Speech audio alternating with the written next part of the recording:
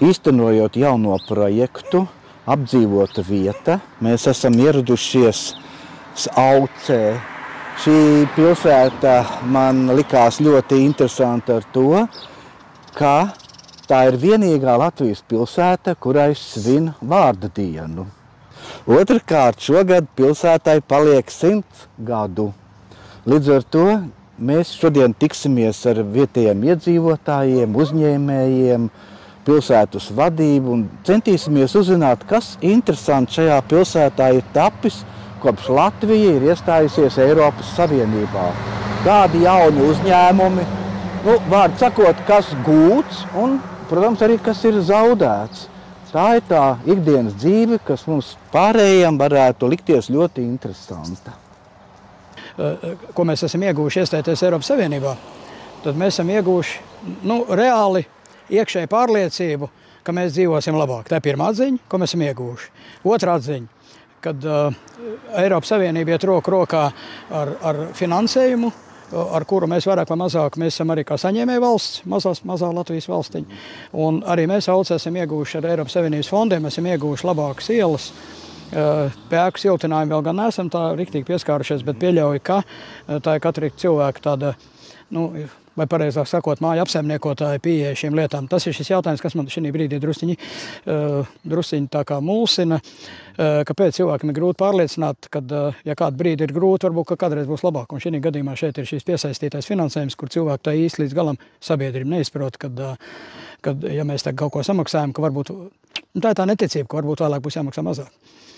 Tas ir tas sliktais. Un labais ir visi šie līdzfinansējuma projekti, kas ielas, tranzīta iela, asfalta seguma pilsētā, ja.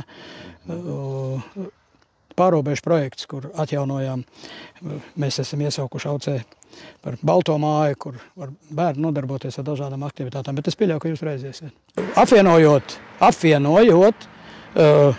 pagastu pārvaldes, apvienojot novadus, līdz ar to jārēķinās, ka jebkura optimizācija kaut kāda augstāka svētāka mērķa vērta. Un šī gadījumā šis svētākais mērķis bija šī optimizācija, apvienošanā. Līdz ar to daudz lietas un vietas paliek liekas mazajā sabiedrībiņās, mazajos pagastos. Tikko kā vairs pagastā nav skola, un paralēli nav daudz kā. Nav vai šo vecāku nesaskat par iespēju attīstīties un nodarboties vai arī turpināt savu mērķu bērnu audzināšanu vai pareizāk sakot skološanu, jo šis mērķis vienkārši nav kur nodarboties, ja, jo mēs tādā lielajā attīstībā mēs ejam uz kaut ko lielu, bet tādā pašā laikā aizmirstam, ka cilvēks šī lielajā mutulī tikai maz puteklīts. Un līdz ar to šis lielais mutulis apēd visus šos mazos cilvēciņus, un šie cilvēciņi ir vienkārši spiesti doties prom.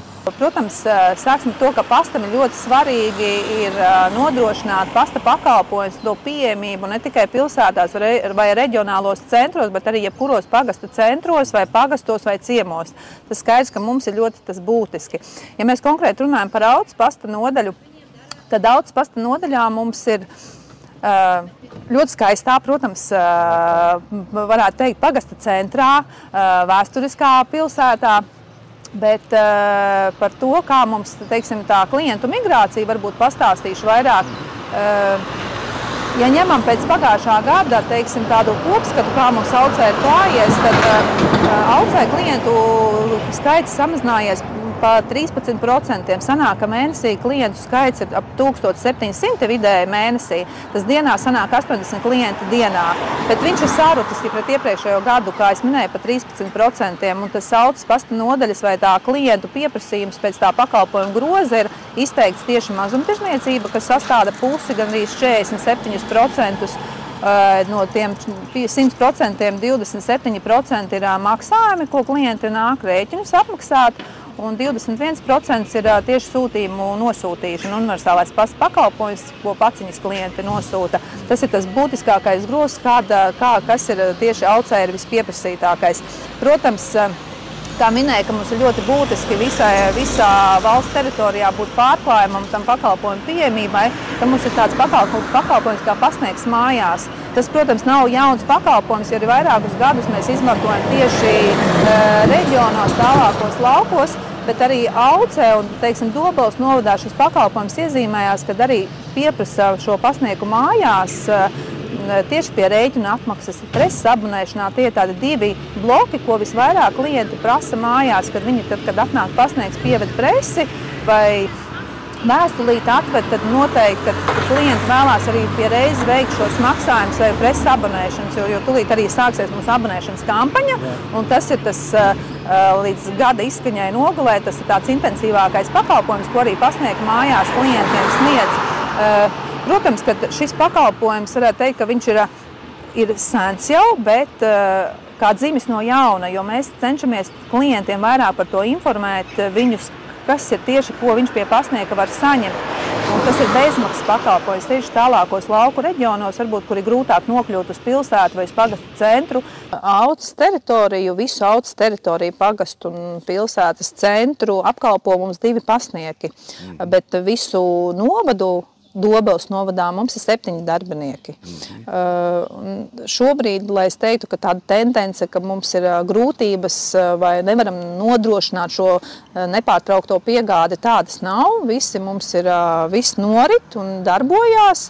Egils ir viens no mūsu jaunajiem skolotājiem, tas ir mūsējais, tāpēc, ka viņš ir mācījies Auces vidusskolā līdz 9. klasē.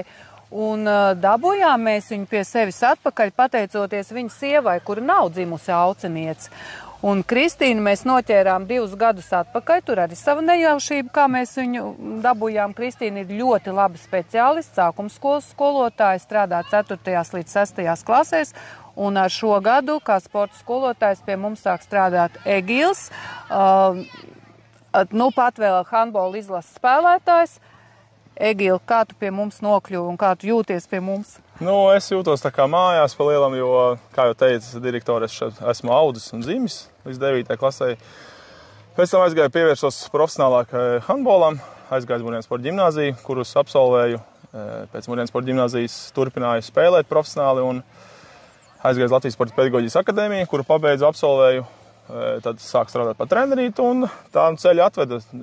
Nopirku mājiņu atpakaļ Aucē un esmu atpakaļ dzimtenē un strādāju sievu vienā skolā jau.